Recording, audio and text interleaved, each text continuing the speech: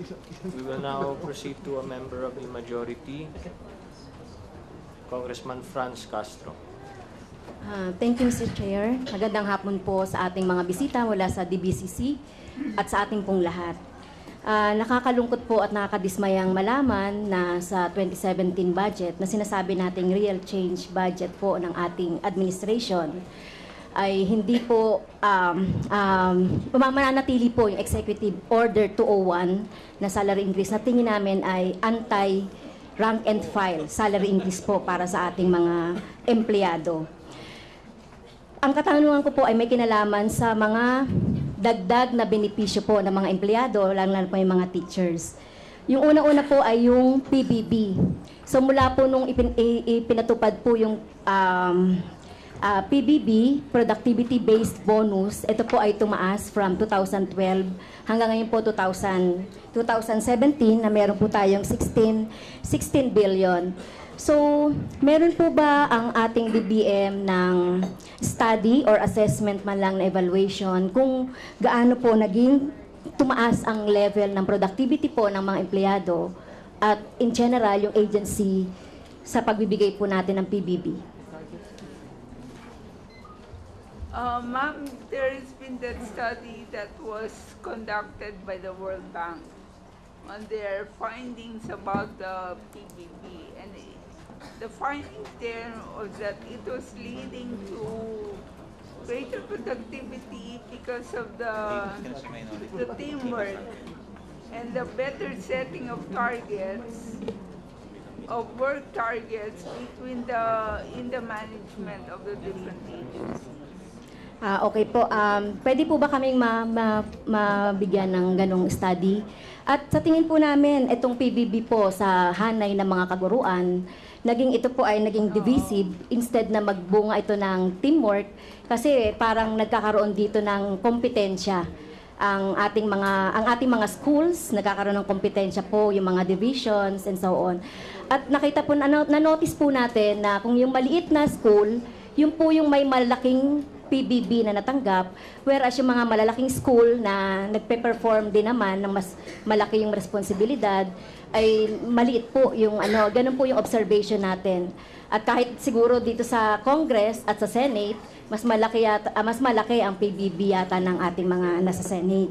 So tingin po natin yung PBB ay divisive, deceptive at naging discriminatory. Another question po with regards to the PBB. So bakit po natin ipagpapatuloy ang PBB instead of yung gusto po natin na magkaroon ng substantial increase sa salary ng ating mga empleyado?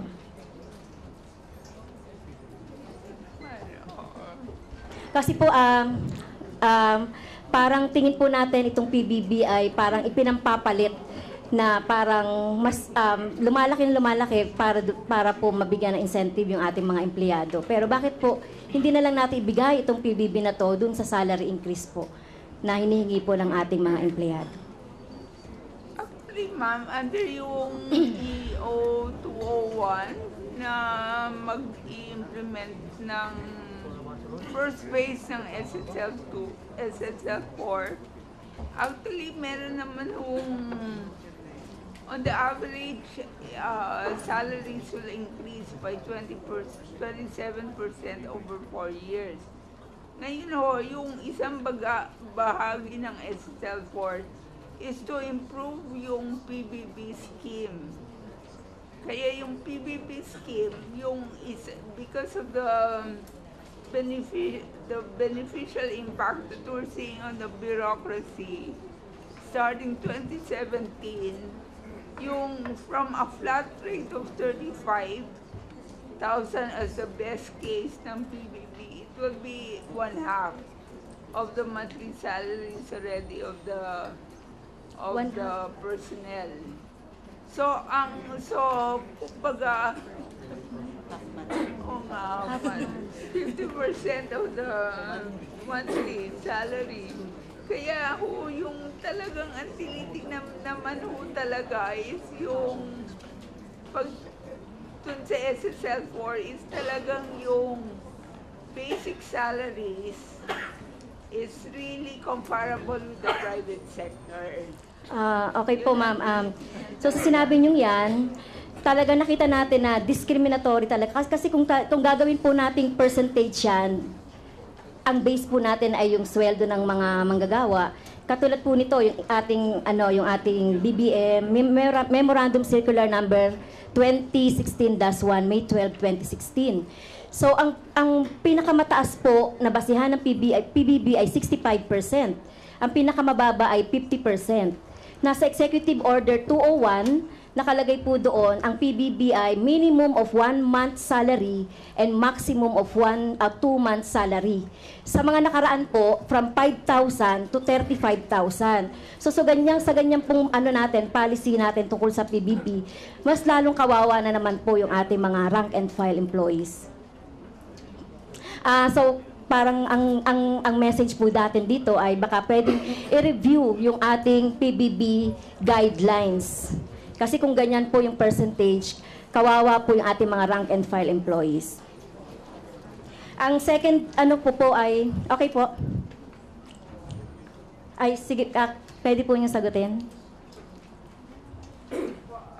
Kasi yung minention nyo na 2016-1, that is only the PBB applicable for the 2016.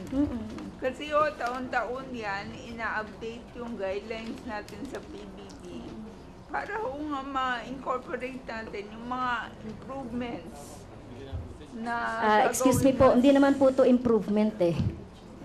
Kung titignan po ninyong improvement. So tingin namin hindi siya improvement, regressive talaga siya na. Sige ma'am, kasi ang sinasabi ko lang, yung 2016 guidelines, mag-iibaw yan pagka dumating na tayo sa 2017. Yung 2017 PBB ho, nakabase na doon sa basic salary under yung EO 201. Kaya may improvements na ho sa PBB. Anyway, pinapakinggan ho namin yung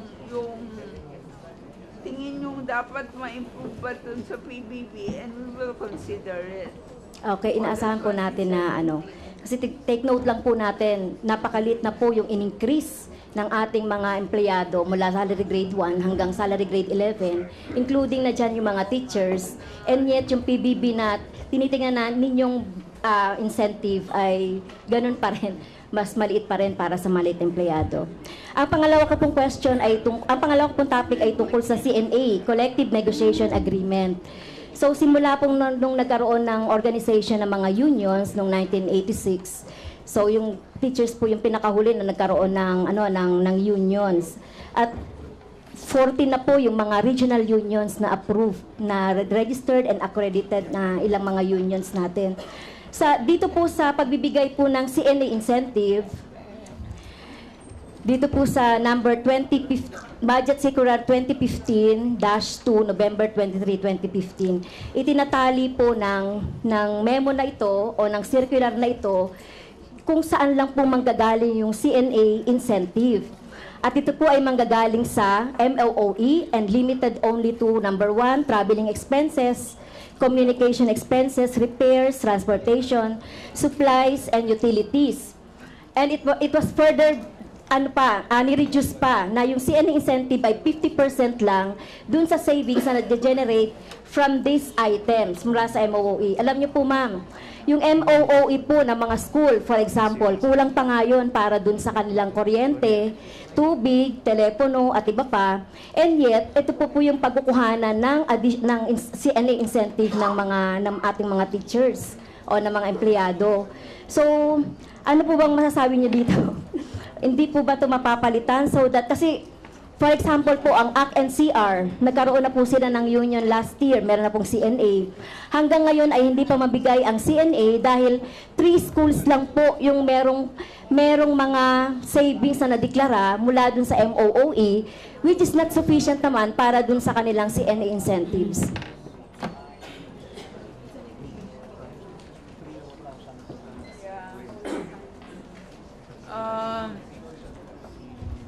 Mr. Chair. Kasi yung CNA is number one, it's meant to be a productivity measure so that it is sourced only from certain items in the MOE. Kasi ayaw naman natin na yung delivery of services ng agency is ma-compromise. Kasi ang tendency ho niyan, pagka inalaw natin yung lahat ng items, pwede na lang kuhanan ng savings for the CNA. Baka ho yung mga services ng INSA maputol o hindi matuloy. Tapos so yung concept ng CNA rin, it's supposed to be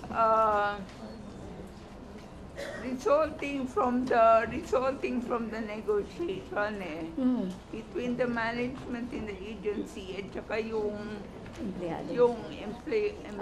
employer union. I joined you, ma'am, doon po sa sinasabi niyong mahirap gamitin lahat yung MOE. Kaya nga sinasuggest namin na sana yung CNA incentive should be a different or separate budget na dapat na ilagay natin as incentive natin sa mga unions or sa mga empleyados, ma'am. Hindi po dapat ito kuhanin dun sa MOOE kasi parang immoral na kuhanan mo pa ng para sa yung mga bata, yung mga schools natin ng pondo para sa MOOE. Ma'am, that would be the last question. Last question up here. Sige ma'am, we will take your opinions into consideration when we review again the concept of the CNA. Thank you, madam. Thank you, Mr. Chair. Thank you.